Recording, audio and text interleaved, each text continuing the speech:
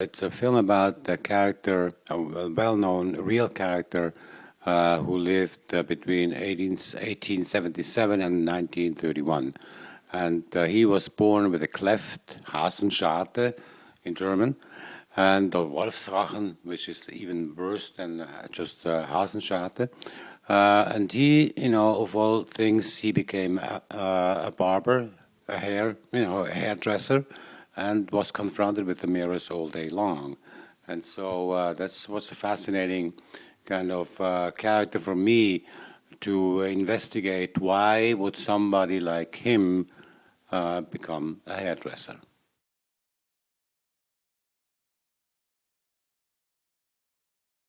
This was Corinna Klaus, a casting director here in Switzerland, in Zurich. And we just discussed the script, and I told her about what I see in the characters. And because she is very, advanced and she is very experienced, she gave some ideas for actors and actresses, and we followed through, and she did a great job. So, but I didn't meet the actors in the studio. I let her do the work, because I say if I'm there for a casting session, the actors are not free. They want to be, they're kind of intimidated, and I want them to be free and have fun, and not and let the ambitions behind, and just be free and play.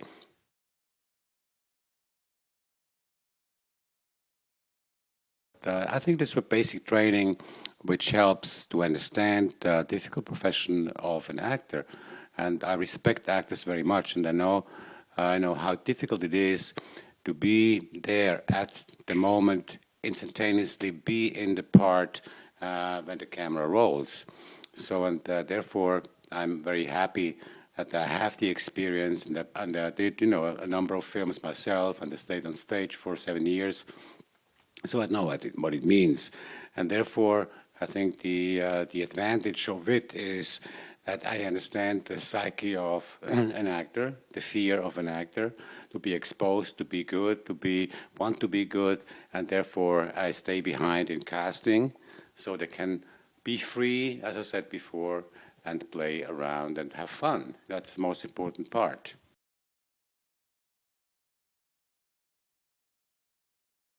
I mean, the process is always the same. The practical work doesn't, there's no difference between. It's always, you deal with people.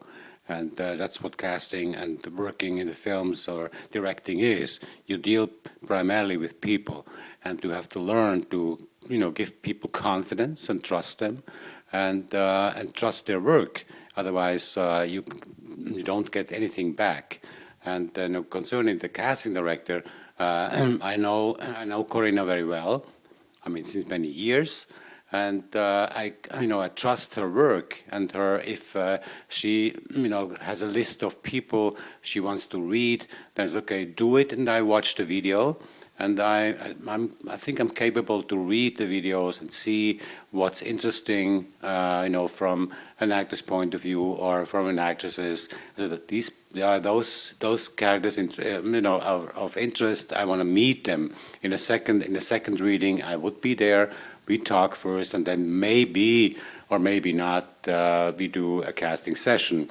But I'm not a big fan personally of casting sessions. Therefore, I let the casting director do their work, and then I talk. I rather speak half an hour, 2 hours with the person, and talk about different things, not primarily about the part, just to get the person to know, and to get the feeling for the person, and I can read the eyes, I can read the emotions, and I know after a couple of hours whether or not I would like to work with this person, and that's the most important part. It's not so much about does the person fit exactly the character.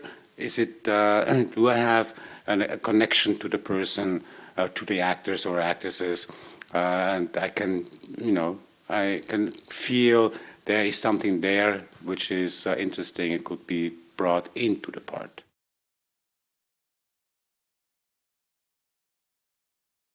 I think that the misunderstanding is very often people want to look beautiful, and they hire a photographer who makes them look fantastic, and but not real. And I think what I'm looking for is to meet a real person. Therefore, I advise them, you know, I mean, the photograph should be a natural picture, not not a stylized picture. So I can read the person, because otherwise you have to look, and we want to, the look doesn't go that far. So it has to be the picture should have soul.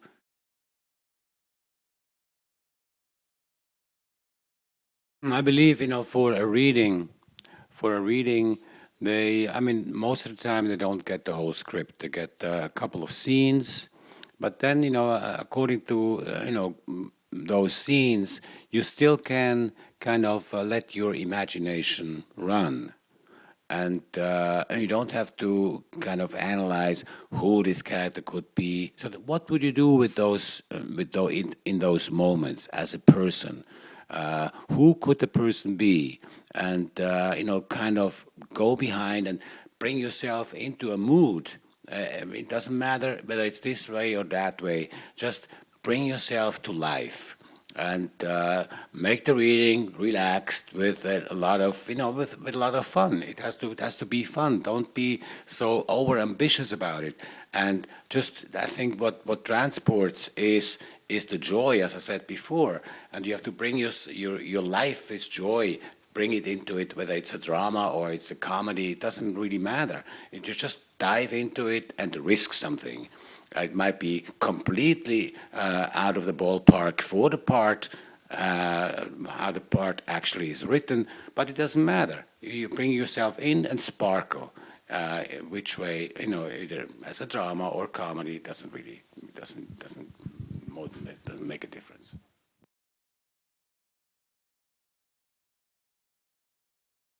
I mean, it starts way before. I think important is that a conversation between director and the actor about the part, whether it's a small part or a big part, doesn't really matter.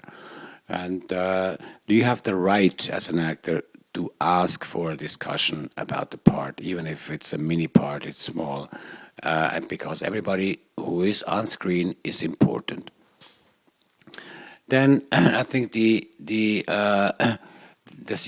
way I would prepare as an actor is to calm myself down and to basically meditate. I always say my actors to meditate about it, meaning be calm, kind of internalize the thoughts, internalize and visualize your part, and then so you can step out of your skin and play and be free when you play, and don't have to think about it. So just be there, and particularly in film, that's the most important part, that you that you surrender to the part, as I said before, and you can let it go, and it has a flow. It has personality, and this is. You have to do it with yourself. You can go, train. You can do rehearsals with someone, or maybe you ask for rehearsals before. I'm not a big fan of rehearsals myself. I rather talk with the person, or with the actors or actresses before, and just give them some ideas what the part could be in this and this scene, what the ideas could be behind it, and what could trigger certain thoughts, what could trigger certain emotions, how you can interpret certain dialogue parts, and what how it could inspire the acting. Because I don't want to tell them you have to be so and so. So I think the scene has a certain flow, has a certain kind of a crescendo to to the peak of the scene. So, but there's many ways to go about. At the end of the day, is how is it? Can you make yourself interesting as a part, and how can you bring it alive the most? So, because there to kind of give the right temperature, that's my job. If it's too much, I can take it back. If it's too little, I can lift it up a little bit. So it's all about the balance at the end. And an actor most of the time has no overview over the whole movie because we shoot bits and pieces from the beginning to the end, all crisscross along the film. The only one who should know about the temperature of each scene is the director, and so he can guide you, and you have to trust, and because the director trusts you as well. So it's this kind of confidence you have to reach, and if you don't have it, tell it. Go and ask. Go and talk. Because even though people have no time, we have to hurry up. But it's not. It's partly true. But I think if a director has no time to talk to the actors, he shouldn't be in the job. That's the way I see it. The longer you work on a play or screenplay or on a movie, and then you bring, first there are characters out of your imagination. They have, they talk, they act, they have certain, and it's always perfect. But this is those characters. They have emotions. They have not necessarily a face yet. And then you get the actors, and suddenly you have a face, and you have a real person who is performing. And through the process, you'll learn, as an actor or as a director, you learn more about the character. You learn more about the possibilities. And the more imagination an actor brings to the plate, the more this character can blossom. And the more questions somebody has and analyzes, the deeper you can understand the character from both sides, as an actor or as a director. And it grows as the work goes on. You see more and more possibilities in the character, and that's fascinating. And therefore, it's all it's flexible. It can grow. You can develop. You can sometimes you don't choose. The actor is completely different from what your imagination told you in the beginning because it feels right. And I don't shoot the script, I shoot the story with the actors and the environment I find and the possibilities that are given. So it's a process, and that's the fascinating part about it, that everybody can chip in and participate creatively in the process, also the actors.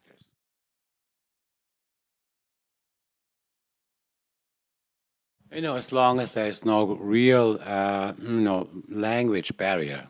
But even with the language barrier, I think in the base, in the core, in the heart of it, we are all kind of similar. Acting, performing is in each culture very, very similar. There might be a different tradition about it. Like I experienced when I was very young in Greece. But there, my personal experience was so little, I maybe couldn't read it right at that point.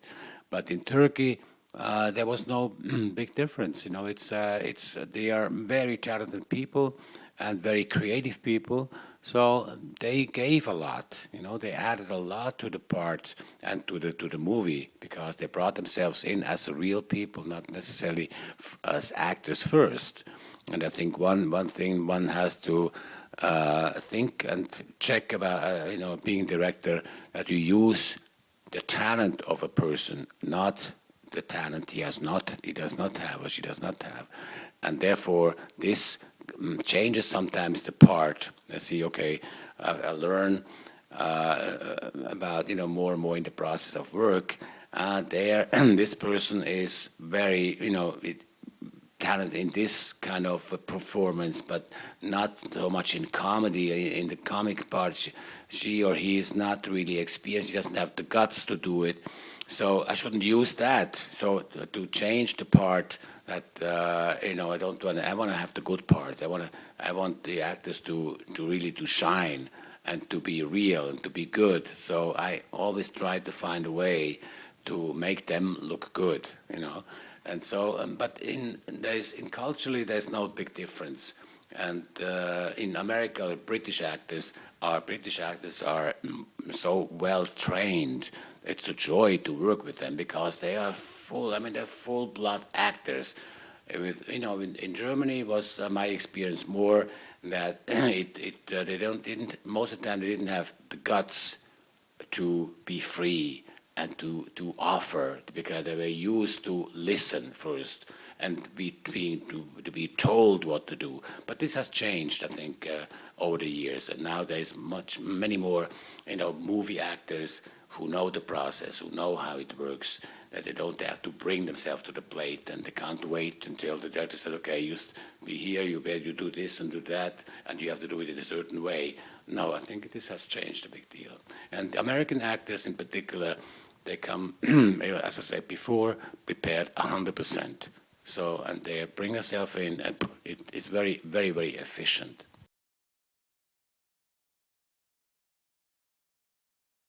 The fact is that more and more co-productions are being done within Europe, and but the only thing I hope is that one doesn't lose the identity very clearly, and the movies shouldn't lose their identity, and for the actors it's interesting to work in different languages, and even though they might not speak the language perfectly well.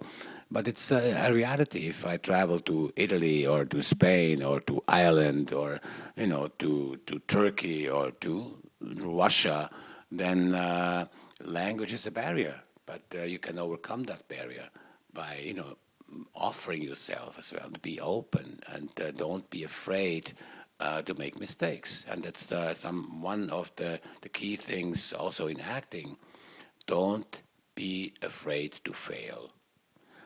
Because self-control is the biggest break, and this is the biggest brick between your feet. Self-control, give up your self-control. You can't control yourself and be free and act at the same time. You either control yourself and you look like you control yourself, or you give it up and risk to fall flat on your nose, or you risk to be brilliant. And so I think give up self-control and let yourself go.